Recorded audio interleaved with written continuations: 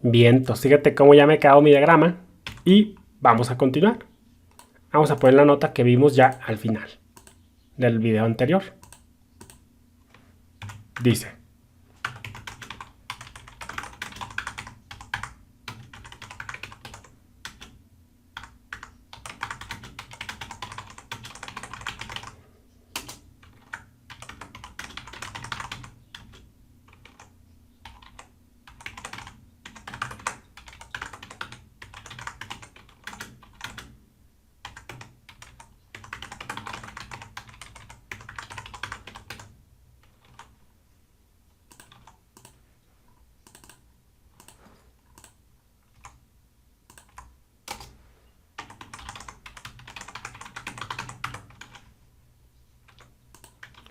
fíjate, esto me lo traigo para acá y me lo pongo justo acá. Y dice, vamos a ponerle por acá, lo ponemos acá, lo conectamos por acá y acá. Dice, la variable main, esta que tenemos por acá, no puede referenciar la variable pesos mexicanos de una función directamente. Entonces, vamos a ponerle por acá.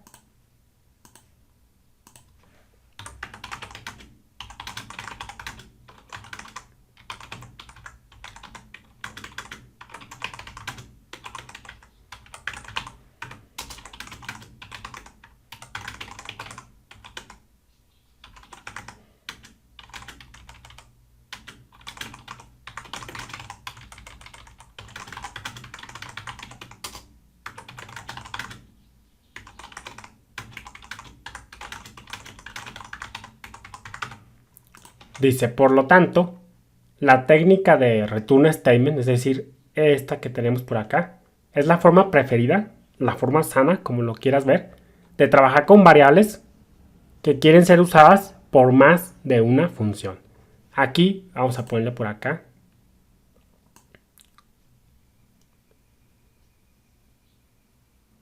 Lo encerramos y lo conectamos por acá.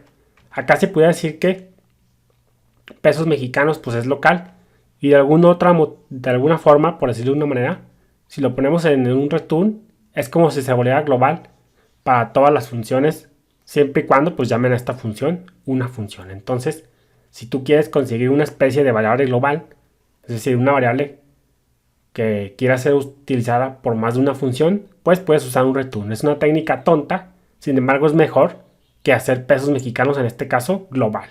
Acuérdate que las variables globales siempre hay que evitarlas.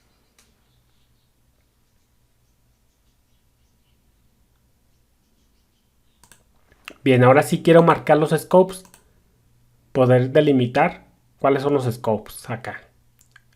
Fíjate, vamos a ponerle aquí esto. Ponemos todo esto acá con un cuadrado.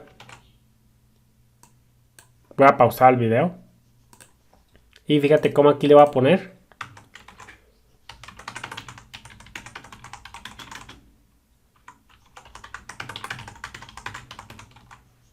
scope de una función. Fíjate cómo acá he delimitado el scope de una función. Acuérdate que el scope de una función pues es básicamente todo lo que está indentado.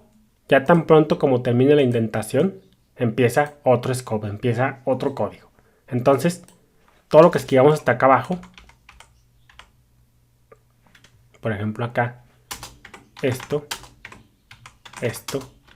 todo lo que haya hasta acá abajo, siempre y cuando esté alineado en la sangría correspondiente a una función, viene siendo su scope. Entonces acá efectivamente el scope de una función pues lo delimité en este caso de la línea 24 a la línea 35 y hasta cuantas más líneas hubiera. Entonces este es el scope de una función. Y ahora, ¿cuál sería el scope de la otra? Pues básicamente este.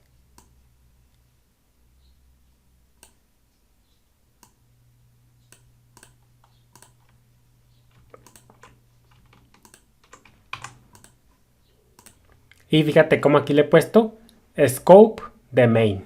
Entonces aquí, fíjate cómo aquí está, scope de main. Entonces, pues, obviamente es muy fácil identificar los scopes. Basta con ver la sangría de las funciones. Aquí el scope de main empieza acá, en este caso de la línea 37, y todo lo que está indentado a este nivel. Todo lo que está indentado hacia abajo. Y ya tan pronto como termine la indentación, pues esto ya no está en el scope de main. Entonces aquí está los dos scopes a este momento ya identificados. Y nos queda, obviamente, espero que estés viendo cuál es el scope que nos resta. Sí, entonces ahora nos queda de ver cuál es el scope global. Entonces voy a pausar el video. Entonces el global scope pues no es más que lo que engloba a todo lo demás. Fíjate cómo el global scope pues es lo que engloba tanto el scope de una función como el scope de main, como a tanto código que hubiera adentro de él. Fíjate cómo acá una función se está creando en el scope global. Sin embargo, pesos mexicanos y todas sus sentencias en sí mismo, todas estas sentencias, el código de una función está en el scope de una función. Pero la creación de def en sí misma y de main y esta llamada y cuánto código hubiera acá abajo está en el global scope. Por ejemplo, aquí una variable sería una variable global porque está en el global scope, no está dentro de ninguna otras funciones. Entonces, el global scope, pues obviamente es lo que engloba, por decirlo de una manera, a todo lo demás. Entonces vamos a ponerle acá nuestro comentario. Nuestro comentario por acá. Y vamos a ponerle acá lo siguiente.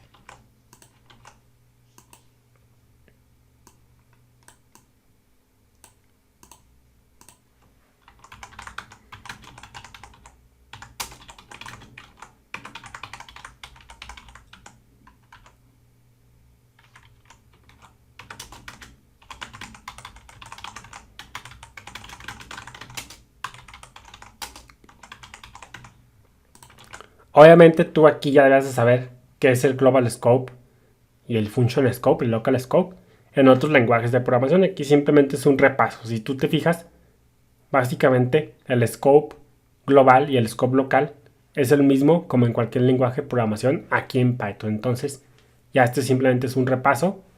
Tú ya debes de saber cómo se define el global scope. Yo acá para que lo entiendas, otro enfoque que quiero que lo veas, pero tú ya debes de saber qué es el global scope. Pues es el que engloba a todos los demás scopes. Entonces en este caso engloba al scope de una función y al scope de main. Entonces pues ese es el otro global scope que nos quedaba de ver. Entonces fíjate cómo acá ya está todo nuestro diagrama ya listo. Entonces vamos a poner otras notas complementarias. Vamos a crearnos aquí otras notitas con un color por acá. Hacemos algo de zoom y ponemos acá lo siguiente.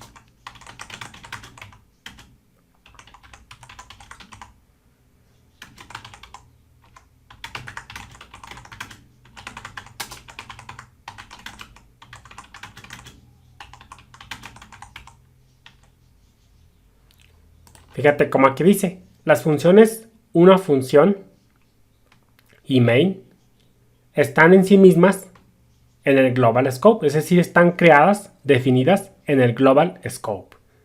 No están siendo definidas dentro de otro scope, porque por ejemplo, pudiera ser que tuviéramos una función creada dentro de otra función. No, aquí las funciones estas dos funciones que tenemos están siendo creadas en el global scope. Sin embargo, por ejemplo, en JavaScript podemos crear funciones dentro de otras funciones. Aprovecho para invitarte al curso de JavaScript. Entonces, esto es muy importante entender que las funciones que tenemos aquí en este punto en sí mismas están en el global scope. Vamos a continuar por acá y dice: